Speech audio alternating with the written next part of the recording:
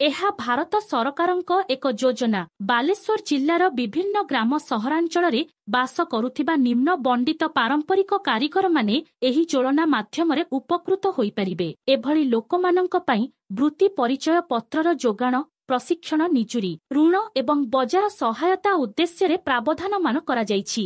1 ବଢ଼େଇ, 2 ଡଙ୍ଗା ତିଆରି କରୁଥିବା କାରିଗର, 3 ଅଳ୍ପ ନିର୍ମାଣ କରୁଥିବା କାରିଗର, 4 ଲୋହାର, 5 ହାତୁଡ଼ି ଏବଂ ସୂକ୍ଷ୍ମଯନ୍ତ୍ର ତିଆରି କରୁଥିବା କାରିଗର, 6 ତାଲା କାରିଗର, 7 ମୂର୍ତ୍ତିକାର, 8 ସ୍ୱର୍ଣ୍ଣକାର, ବଣିଆ, ସୁନାରୀ, 9 କୁମ୍ଭାର, 10 ମୋଚି, ଜୋତା ମରାମତି କାରିଗର, 11 ରାଜମିସ୍ତ୍ରୀ, 12 ଛୁଡ଼ି ବୁଣାଳି, ଲମ୍ବା ଛାଡୁ ତିଆରି କାରିଗର, ନଡ଼ିଆ କତା ବୁଣାଳି, 13 ଜଣେଇ ଏବଂ ଖେଳନା ତିଆରି ପାରମ୍ପରିକ କାରିଗର, 14 ଭଣ୍ଡାରୀ, 15 ମାଳାକାର, 16 ଭୋବି, 17 ଦରଜି, 18 ମାଛ ଜାଲ ତିଆରି କରୁଥିବା କାରିଗର ଇତ୍ୟାଦି। ଏହି ଯୋଜନାରେ ଅନ୍ତର୍ଭୁକ୍ତ ହେବା ପାଇଁ ସର୍ବନିମ୍ନ ବୟସ 18 ବର୍ଷ ହେଇଥିବା ଦରକାର। ସର୍ବପ୍ରଥମେ କାରଗରମାନେ ନିଜ ନିଜର ଗ୍ରାମ ପଞ୍ଚାୟତରେ କିମ୍ବା ବିଜ୍ଞାପିତ ଅଞ୍ଚଳରେ ସହର ବାସିନ୍ଦା ହୋଇଥିଲେ ଥିବା ଜନସେବା କେନ୍ଦ୍ରରେ ନିଜର ନାମ ପଞ୍ଜୀକୃତ କରିପାରିବେ। ଏଥିପାଇଁ ନିଜର ଆଧାର କାର୍ଡ, ବ୍ୟାଙ୍କର କମାଖାତା, ଏକ ରେସନ କାର୍ଡ ଥିବା ଉଚିତ। ନିଜର ନାମ ପଞ୍ଜୀକୃତ ହେଲା ପରେ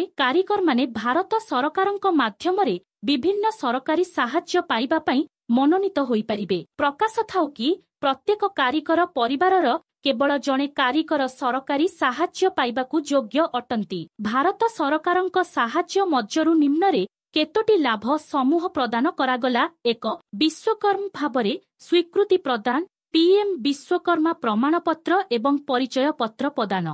2 ଜଣେ କାରିଗର ନିଜର ବୃତ୍ତି ପରିଚୟ ପତ୍ର ପାଇଲା ପରେ ଅର୍ଥାତ ବିଶ୍ୱକର୍ମା ଭାବରେ ବିବେଚିତ ହେଲା ପରେ 15,000 ଟଙ୍କାର ଜନ୍ନତ ଯନ୍ତ୍ରପାତି ପାଇଁ ପ୍ରୋତ୍ସାହନ ପାଇବେ। ଏହା ସମ୍ପୂର୍ଣ୍ଣ ମାଗଣା ଅଟେ। 3 ଉପଯୁକ୍ତ ମୌଳିକ ପ୍ରଶିକ୍ଷଣ ପରେ ପ୍ରତ୍ୟେକ ବିଶ୍ୱକର୍ମା 1 ଲକ୍ଷ ଟଙ୍କା ପର୍ଯ୍ୟନ୍ତ ଋଣ ସହାୟତା ପାଇପାରିବେ, ଯାହାର ବାର୍ଷିକ ଶତକଡ଼ା ସୁଧ 5% ଅଟେ। ଏହି ଋଣ 18 ମାସ ମଧ୍ୟରେ ପରିଶୋଧ କରିବାକୁ ହେବ।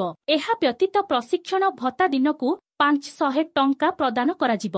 4 ଦ୍ୱିତୀୟ ପର୍ଯ୍ୟାୟ ଉନ୍ନତ ପ୍ରଶିକ୍ଷଣ ପରେ ଏବଂ ପ୍ରାଥମିକ 1 ଲକ୍ଷ ଟଙ୍କା ପର୍ଯ୍ୟନ୍ତ ଋଣ 18 ମାସ ମଧ୍ୟରେ ପରିଶୋଧ କଲା ପରେ ପୁନଶ୍ଚ 2 ଲକ୍ଷ ଟଙ୍କାର ଆର୍ଥିକ ଋଣ ସହାୟତା ମିଳିପାରିବ।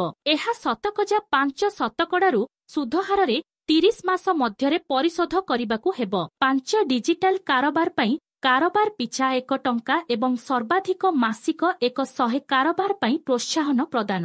6 ଗୁଣାତ୍ମକ ମାନ ପ୍ରମାଣୀକରଣ, ଛାପ ପ୍ରଦାନ, ବ୍ରାଣ୍ଡି, ବିଜ୍ଞାପନ, ପ୍ରଚାର ପ୍ରସାର, ପବ୍ଲିସିଟି ଏବଂ ଅନ୍ୟାନ୍ୟ କାର୍ଯ୍ୟକଳାପ ପାଇଁ ସହାୟତା ପ୍ରଦାନ।